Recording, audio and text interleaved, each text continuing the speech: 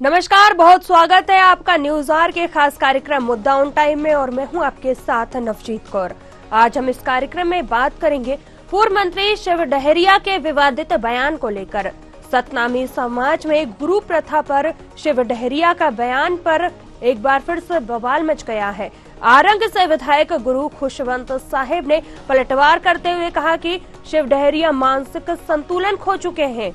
आज इसी मुद्दे पर करेंगे चर्चा, तो आइए शुरू करते हैं मुद्दा ऑन टाइम।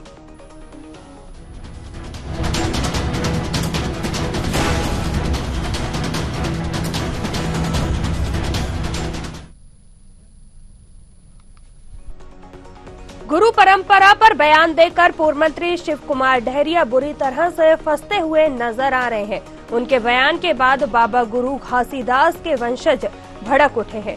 दरअसल शिव कुमार डहरिया ने एक बयान में कहा था कि गुरु घासीदास के वंश में पैदा होने से कोई गुरु नहीं बन जाता। उन्होंने जोर देकर कहा था कि बाबा गुरु घासीदास ही सतनामी समाज के असली गुरु हैं। डहरिया के अनुसार समाज में 80% लोग गुरु प्रथा को बंद करने की इच्छा रखते हैं। क्या कुछ कहा है, सुनिए।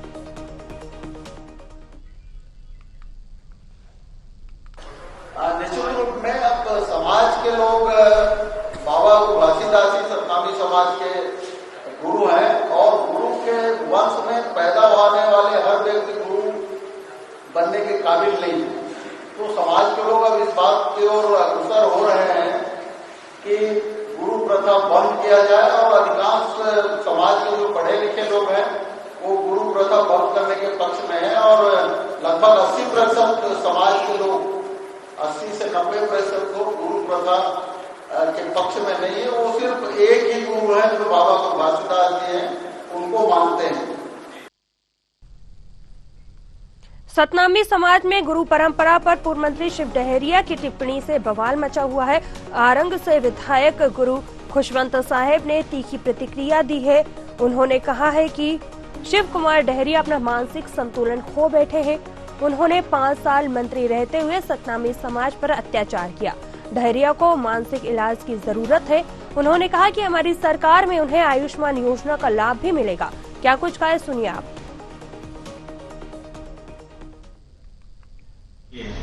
जिसकी आप बात कर रहे हैं शिव कुमार डहरिया जी की, इनका मानसिक संतुलन हिल गया। कहीं न कहीं पहले विधानसभा चुनाव हारे, उसके बाद लोकसभा चुनाव हारे, तो दोनों जब हार उनको ये बर्दाश्त नहीं हो पा रही। उनका मानसिक संतुलन पूर्ण रूप से बिगड़ गया है, क्योंकि उनको तानाशाही करने की आदत है। लोगों पे गुंडागर्दी करना, मारपीट करना और सतनामी समाज के लिए अपमान करना उनका लगातार काम है। 5 साल से वो मंत्री रहे और इस 5 साल में सतनामी समाज के ऊपर अनेक अन्याय अत्याचार उन्होंने किया। उनकी तो मानसिक संतुलन पूर्ण रूप से हिल गई है और मैं तो यही कहूंगा उनको चुपचाप घर में बैठ के आराम करना चाहिए और अपना मानसिक इलाज कराएं। अभी विष्णुदेव साय जी की सुशासन की सरकार है, यहाँ पर जो स्वास्थ्य लाभ बहुत अच्छे से हो रहा है और आप तो जानते ही हैं कि आयुष्मान योजना भी चलती है, जिसमें बढ़िया अच्छा उनका इलाज हो जाएगा। इलाज कराएंगे। आलम यह है कि उनके बयान के बाद उन्हीं के पार्टी के पूर्व मंत्री गुरु रुद्र ने उन पर सवाल उठाया है और पूर्व मंत्री गुरु रुद्र ने कहा कि शिव कुमार डहरिया को गुरु परंपरा की समझ नहीं है। उन्हें इस टाइप से छोटी बातें नहीं करनी चाहिए। क्या कहा है, आप भी सुनिए, फिर इस मुद्दे पर हम चर्चा करेंगे। सतनामी समाज परम पूजनीय गुरु बाबा घासीदास जी का अनुयायी है। परम पूज्य गुरु बाबा घासीदास जी ने मूर्ति पूजा पे समाज पे बैन लगाई और उनके बनाए हुए नियम के मुताबिक हमारे समाज में गद्दी की पूजा होती है और जोड़ा जायद खान को बाबा जी का प्रतीक मान के उसकी पूजा होती है समाज में। और शुरू से गुरु परंपरा चले आई है निरंतर। छत्तीसगढ़ की ही अगर मैं बात करूं तो छत्तीसगढ़ में ही लाखों ऐसे समाज के लोग हैं जो बाबा जी के बनाए प्रथा के प्रति, बाबा जी के प्रति आस्था रखते हैं। और हमारा तो काम ही है कि उनकी जो वाणी है, उनके बतलाए हुए जो मार्ग है, वह पूरे संत समाज तक घूम घूम के हम पहुँचाएं। अगर आप सबको ध्यान होगा तो 1-1.5 साल पहले ही सतनामी समाज की छत्तीसगढ़ के अंदर में सतनाम संदेश यात्रा पूरे प्रदेश में निकाली गई थी। उसी में समाज की एकता, समाज की ताकत दिख गई। अब ऐसे समय में शिव डहरिया किस विवेक का इस्तेमाल करते हुए वो बोल रहे हैं, तो इतना वही समझे क्या वो अपने आप को जवाब तो वही देंगे। चलिए इसी मुद्दे पर चर्चा करेंगे। हमारे साथ तीनों मेहमान जुड़ चुके हैं। सबसे पहले आपका उनसे परिचय करा देते। किरण बघेल, प्रवक्ता बीजेपी, हमारे साथ जुड़ चुके हैं। आशीष यादव, प्रवक्ता कांग्रेस। नागेंद्र वर्मा, वरिष्ठ पत्रकार। आप सभी मेहमानों का बहुत बहुत स्वागत है। तो जिस तरीके से छत्तीसगढ़ में देखा जा रहा है कि शिव कुमार डहरिया ने विवादित बयान दिया है, सबसे पहले आशीष जी आपके पास आना चाहेंगे और आपसे जानना चाहेंगे कि जिस तरीके से मंत्री अगर शिव डहरिया की बात कर ली जाए तो विवादित बयान को लेकर एक बार फिर से सियासत तेज होती हुई नजर आ रही है। वहीं शिव डहरिया अपने बयान पर ही बुरी तरह से फंसते हुए नजर आ रहे हैं। क्या कहेंगे इस पर आप? देखिए, मुझे लगता है कि शिव डहरिया जी के दिए हुए बयान को समझने की जरूरत है। जिस तरह से उन्होंने बताया कि जैसे जो गुरु बनकर दूसरे पार्टी में जाकर या राजनीतिक रूप से बयान दे रहे हैं, राजनीतिक पार्टियों के इशारे पर बयान दे रहे हैं, उसको उन्होंने गलत ठहराया। साथ ही साथ कल हमने देखा कि प्रदेश अध्यक्ष सत्तामी समाज के उनका भी बयान आया। उन्होंने कहा कि जो झंडे के अपमान करने की बात जो है खुशवंत गुरु साहब कर रहे हैं और बाकी लोग कर रहे हैं, वो बिल्कुल भी सही नहीं है। देवेंद्र यादव जी की जब गिरफ्तारी हुई थी, उन्होंने संविधान एक हाथ में पकड़ा हुआ था, एक हाथ में सफेद झंडा और सतनामी समाज का जो प्रतीक कहा जाता है, धार्मिक प्रतीक है, उसे लहरा रहे थे। लहराते वक्त दुर्घटनापूर्ण वो झंडा नीचे गिर गया, जिसमें जो किसी के साथ भी हो सकता है, उनके साथ भी हो सकता है, हमारे साथ भी हो सकता है, उसे अपमान की श्रेणी में नहीं गिना जा सकता। अपमान तब माना जाता जब उसे जानबूझकर किसी तरीके से अपमानित किया जाता है या इस तरह का कोई कृत्य किया जाता। अब शिव डहरिया जी का जो कहना था, उस बात में समझने की आवश्यकता है। खुशवंत गुरु साहब जो है, जो उन्हें मानसिक रोगी बता रहे हैं, मानसिक संतुलन उनका हिला हुआ बता रहे हैं। चलिए ठीक है, हमारे साथ किरण बघेल जी भी जुड़ी हुई है। किरण जी का रुख करें। किरण जी, जिस तरीके से देखा गया कि शिव कुमार डहरिया का विवादित बयान आया है, गुरु घासीदास के वंश में पैदा होने से कोई गुरु नहीं बन जाता, ये उनका कहना है। वहीं आपसे जानना चाहेंगे कि आप कैसे देखते हैं इसे, क्योंकि आशीष जी बता रहे कि तोड़ मरोड़ कर उस बयान को पेश किया जा रहा है। कहावत है कि विनाश काल आदमी विनाश काल नजदीक आ जाता है, तो इसकी बुद्धि है विपरीत दिशा की। यही हाल कांग्रेस के सभी नेताओं का हो गया है, चाहे इनके बड़े नेता हो या राष्ट्र के नेता हो, नेशनल लेवल के हो या क्षेत्रीय या स्टेट लेवल के।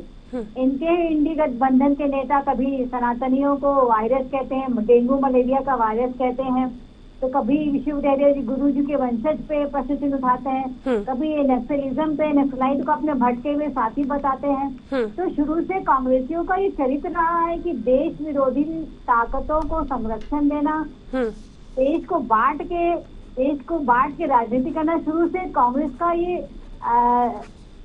चरित्र रहा है। इससे हम इनकार नहीं कर सकते। तो यही कारण है कि कहीं ना कहीं कभी धर्म के नाम पे तो कभी जाति के नाम पे देश को बांटते आए हैं। यही काम इनके नेता कर रहे हैं। विधानसभा और लोकसभा के हार के बाद, और विधानसभा तो ये खुद ही गुरुजी से हारे हुए हैं, तो जाहिर सी बात है कहीं ना कहीं इनके अंदर खुन्नस नजर आता है। और जो देश विरोधी ताकतों का साथ देने की बात करते हैं ये, और देश को या समाज को बांटने की बात कर रहे हैं, तो मुझे लगता है बहुत गलत है कि वो समाज के लोग तय करेंगे कि उनका वंशज उनका गुरु है कि नहीं है। इसे पर्सनल अटैक करना या अपनी पर्सनल ओपिनियन डाल के समाज को बांटना मुझे लगता है बहुत ही गलत है। चलिए, नागेंद्र वर्मा जी भी हमारे साथ जुड़े हुए, उनका रुख करेंगे। नागेंद्र जी, आपके पास आएंगे। जिस तरीके से देखा जा रहा है कि शिव कुमार डहरिया के बयान के बाद एक बार फिर से छत्तीसगढ़ में सियासत तेज होती हुई नजर आ रही है, वहीं आपसे जानना चाहेंगे कि धर्म से जुड़े हुए मामलों पर सियासत करना कितना सही है? देखिए नवजीत जी, धर्म से जुड़े मामलों में राजनीति बिल्कुल ही नहीं होनी चाहिए, तब जबकि करोड़ों लाखों लोगों की आस्थाएं से जुड़ी हुई है। छत्तीसगढ़ के संदर्भ में अगर कहे तो कबीर और गांधी जी के बाद घासीदास बाबा के सबसे ज्यादा लोग अनुयायी है, फॉलोअर है। उन्होंने जो सिद्धांत बनाए, जो नियम बनाए कि लोग बड़े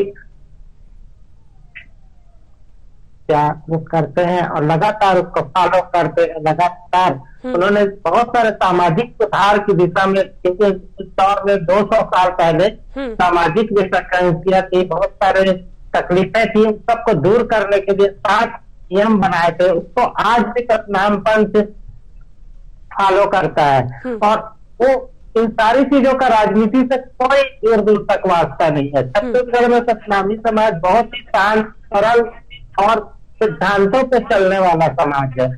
और ऐसे में अगर राजनीति की जाती है तो कहीं ना कहीं एक तरीके से स्थिति को तकलीफ में डालने वाली बात है। गुरु रुद्र कुमार ने सारी बातें जो कही वो बहुत स्पष्ट तौर पे कही। उन्होंने सब कुछ कहा कि गुरु परंपरा, गुरु प्रथा पे किसी भी तरीके की टीका टिप्पणी नहीं होनी चाहिए और ये राजनीति का विषय है ही नहीं। चलिए किरण जी, आपके पास आना चाहेंगे। जिस तरीके से देखा गया था कि बालोदा बाजार में हिंसा हुई थी, उसको लेकर अगर बात कर ली जाए तो विपक्ष जो है सत्ता पक्ष को हमेशा से ही घेरता हुआ नजर आ रहा है और जिस तरीके की अभी प्रदेश में तस्वीरें निकलकर सामने आ रही है, कैसे देखते हैं आप इसे?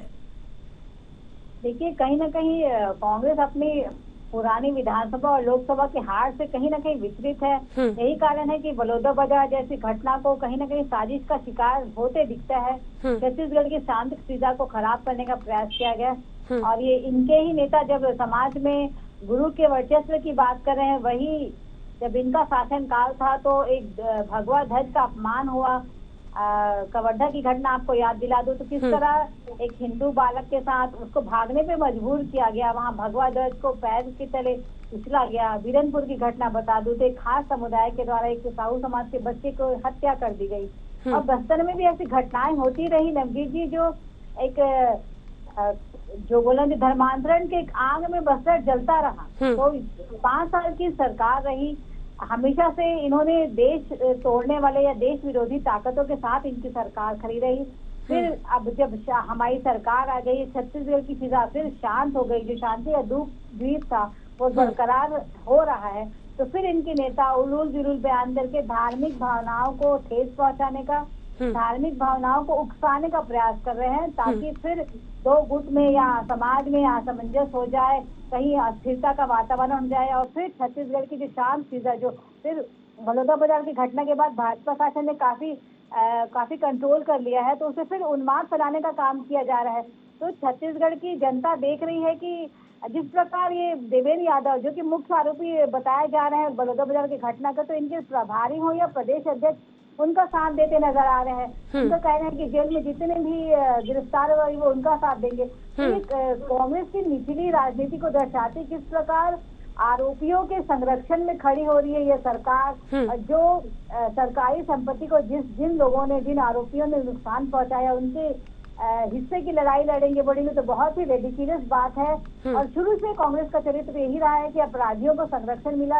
यही कारण है कि महादेव सट्टा ऐप में जब ये मामला सामने के आने के बाद जब इनकी सरकार रही तो बजाय इस पे कार्रवाई करने की इनकी सरकार का संरक्षण मिला और कहीं ना कहीं जो चुनाव का व्यय इसके महादेव सट्टा ऐप के थ्रू निकाला गया। तो इनकी सरकार शुरू से आरोपियों को संरक्षण देती आई है और चाहे देश की बात हो या छत्तीसगढ़ की बात हो, देश को और समाज को बांटने का फिर से प्रयास किया जा रहा है, जिससे मुझे लगता है कि ये सफल नहीं होंगे। हमारी विष्णु देवी की सरकार की सरकार है क्योंकि बहुत ही शांतिप्रिय माहौल मेंटेन कर रही है और इनके नेता जो शांत फिजा को खराब करने की कोशिश कर रहे हैं वो सफल नहीं होंगे। चलिए नागेंद्र जी, आपके पास आएंगे। बालोदा बाजार हिंसा के मामले में जहां एक और देखा जा रहा है कि देवेंद्र यादव जेल में है, वहीं अब शिव डहरिया का भी विवादित बयान निकलकर सामने आया है। कैसे देखते हैं आप इसे? देखिए, बलौदा बाजार की घटना जो है और उससे जब तमाम चीजें हो गई और उसकी जांच चल रही है और उसमें आरोपियों के खिलाफ FIR और उन पर कार्रवाई हो रही है, तो उसे स्वीकारा जाना चाहिए जब तक के सारी जांच पूरी नहीं हो जाती और लोगों को इस पे धैर्य रखना चाहिए।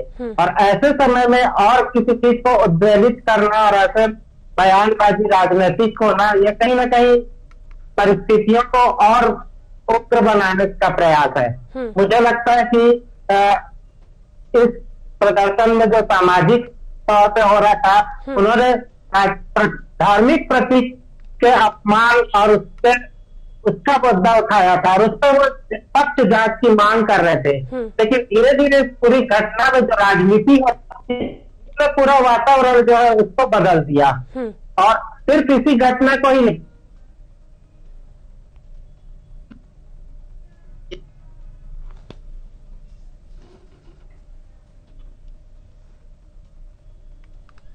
चलिए। तरीके की नागेंद्र जी, आपकी आवाज हम तक नहीं पहुंच पा रही है। जी परिस्थितियां इस तरह की बनती हैं कि किसी अन्य सामाजिक कार्यक्रम, धार्मिक कार्यक्रम में भी जो राजनीतिक या उसमें नेताओं की उपस्थिति है, तो वो मूल विषय या वो मूल आयोजन से कहीं ना कहीं एक भटकाव हो।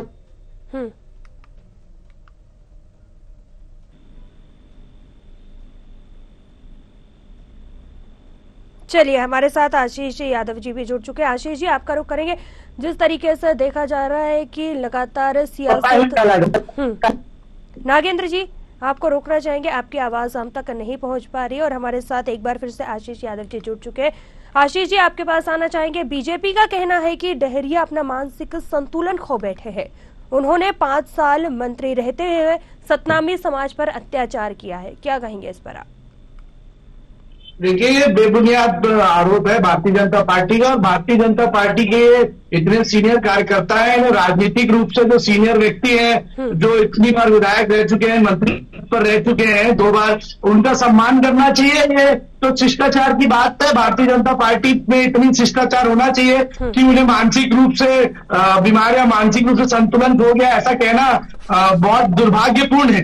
देखिए, बड़ौदा बाजार जो घटना हुई, इसमें पहले तो ऐसा होता है कि जब समाज इनको पहले से बताता है कि हम 5,000 लोग आएंगे, 5,000 लोगों का वहां पर धरना प्रदर्शन होगा, तो क्यों नहीं वहां पर जो है अच्छे से इंतजाम किधर फोर्सेस को क्यों नहीं यूज किया गया।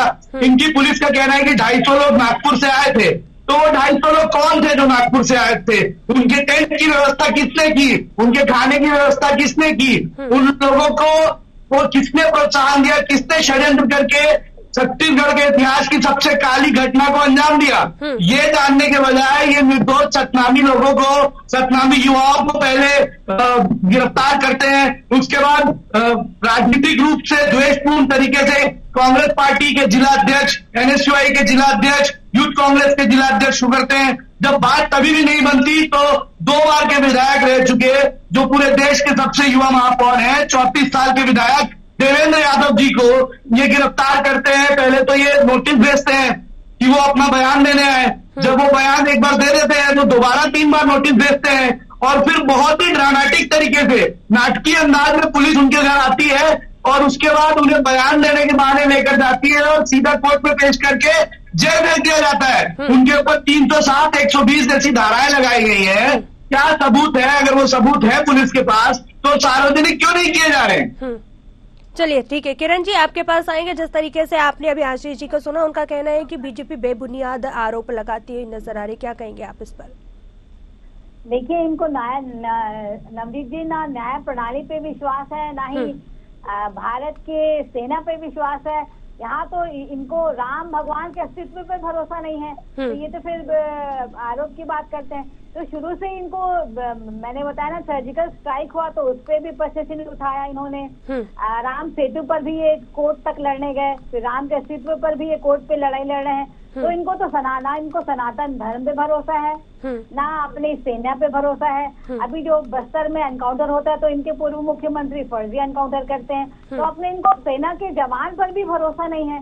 तो बिल्कुल बहुत ही दुर्भाग्यपूर्ण बात है कि इतने जिम्मेदार शासक होते हुए, नेता होते हुए, इनको अपने ही कार्य प्रणाली पे, अपने ही न्याय प्रणाली पे भरोसा नहीं है। प्रश्न उठा रहे हैं।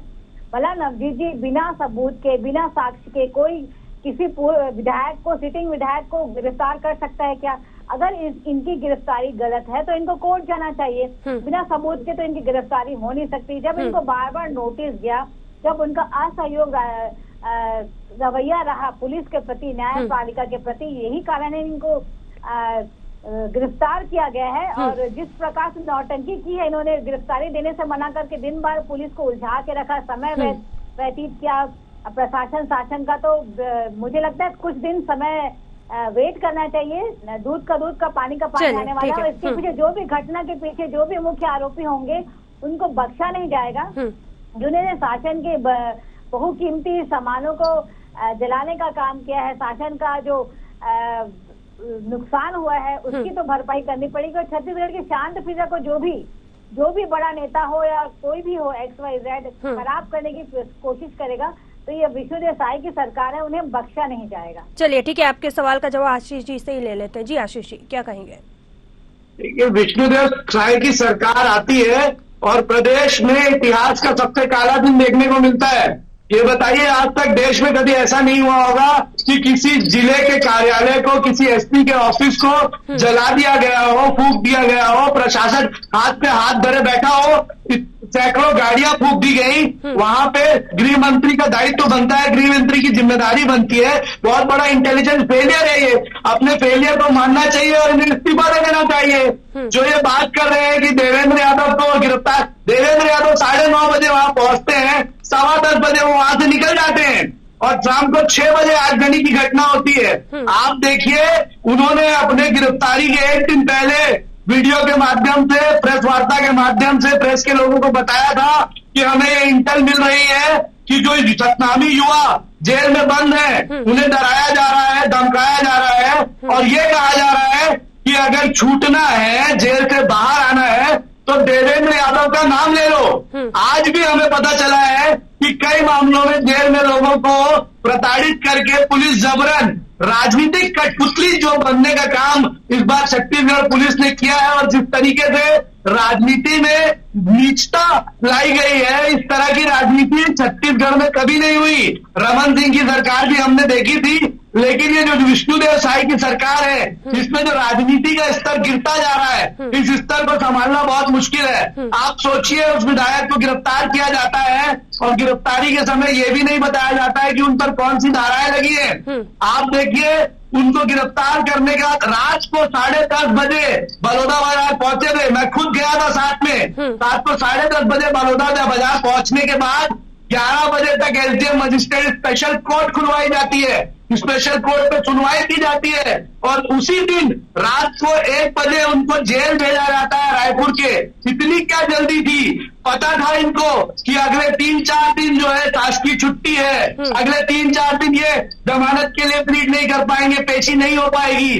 जानबूझकर देवेंद्र यादव को इसमें फंसाने की कोशिश की गई और जानबूझकर इसका राजनीतिकरण किया जा रहा है। जब देखा गया कि सतनामी समाज के साथ ये व्यक्ति खड़ा हुआ है, सतनामी समाज के मुद्दों पे बात कर रहा है। सतनामी समाज क्यों गया था?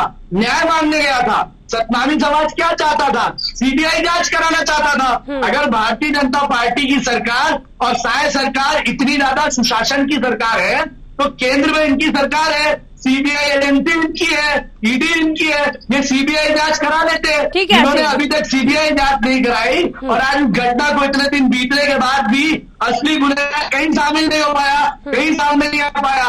वो कौन से ऐसे दस्तावेज थे षड्यंत्रकारियों ने चला दिए?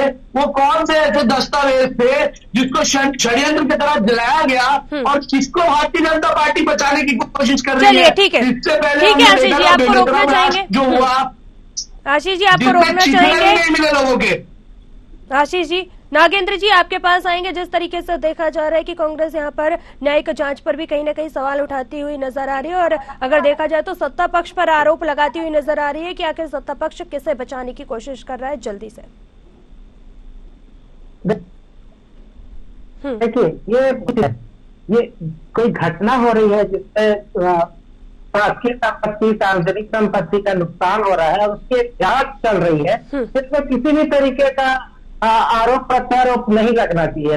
इससे जांच की दशा दिशा जांच करने वाले, मुझे लगता है कि सभी लोग चाहते हैं कि जांच निष्पक्ष हो और आरोपियों को पकड़ा जाए। और उसमें मुझे लगता है कि अगर कोई इस बात नहीं है तो मुझे लगता है कि न्यायपालिका भी अपना काम करती है, तो वो स्वाभाविक रूप से निर्दोष सिद्ध होंगे। तो इसका धैर्यपूर्वक इंतजार करना चाहिए ताकि ये राष्ट्रीय स्तर पर छत्तीसगढ़ की छवि इस घटना से कम सही हो, इसके लिए सभी को धैर्य रख के अपनी सहमति जतानी। ठीक, चलिए, बिल्कुल आप सभी मेहमानों का जुड़ने के लिए बहुत बहुत धन्यवाद। तो जिस तरीके से देखा जा रहा है कि छत्तीसगढ़ में एक बार फिर से सियासत तेज होती हुई नजर आ रही है, वहीं सतनामी समाज में गुरु प्रथा पर एक बार फिर से शिव डहरिया ने जो है विवादित बयान दिया है, जिसको लेकर आरंग से विधायक गुरु खुशवंत साहब ने पलटवार कर रहा है। वहीं देखा जा रहा है कि छत्तीसगढ़ में एक बार फिर से आरोप प्रत्यारोप का दौर लगातार जारी है। वहीं अगर बात कर ली जाए तो देवेंद्र यादव जिस तरीके से जेल में गए हैं, लगातार कांग्रेसी उसका विरोध करते हुए भी नजर आ रहे हैं, प्रदर्शन भी करते हुए नजर आ रहे हैं और अभी जांच भी चल रही है। देखना होगा कि जांच में क्या कुछ निकलकर सामने आता है। चलिए फिलहाल न्यूज आवर के खास कार्यक्रम मुद्दा ऑन टाइम में इतना ही। मुझे दीजिए इजाजत, आप बने रहे न्यूज आवर के साथ। नमस्कार।